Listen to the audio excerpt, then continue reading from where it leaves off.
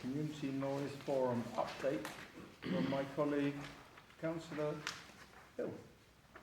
Fine. Well, thank you very much indeed, Mr. Chairman. I hope that you can hear me. The Heathrow's Community Noise Forum was started after the 2014 departure trials in response to the flood of complaints that came after those trials relating to aircraft noise, and it was thousands a day. It's been running now for probably 20 months.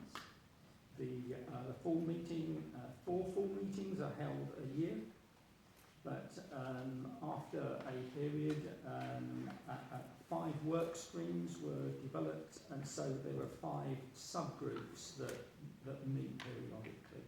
And I hope you get the names right. One of those groups is on operational issues, so aircraft landing at slightly steeper angles, continuous climb operations, and also rate of climb, because there was some contention amongst residents around the airport that aircraft climb more slowly. Information on noise, and that was how noise should be measured, what should be measured, where it should be measured, and so forth. I'll come to that in a bit. Night flight was, and respite was included. Research and policy, which I attend, and we haven't had enough policy, but we've had a bit of research. And the last one was on Compton, which was an attempt by Heathrow, which is still running. It's taken a long time to create a new Compton departure route using performance-based navigation. Now I'm going to start by just sharing something with you that happened at the last meeting, just to show that this is not a bunch of people who are just spoon-fed stuff from Heathrow.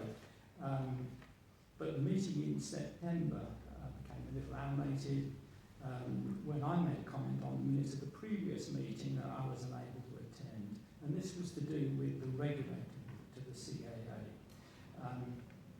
Now, you should be aware that members of the community who attend Heathrow's Community Noise Forum do so with the ambition of mitigating the impact of aircraft noise.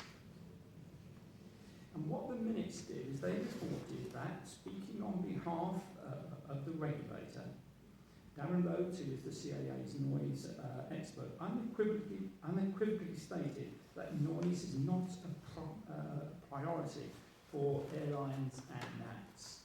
Now, I know the regulations very well, but in my opinion, the regulator's role includes safeguarding the interests of communities and is the only protection that we have.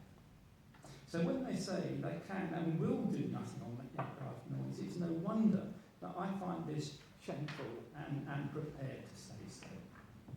So there was then a heated debate, I say heated and animated debate, and my assertion was supported by pretty well all the community representatives, and who thought pretty well that the regulator was essentially letting us down.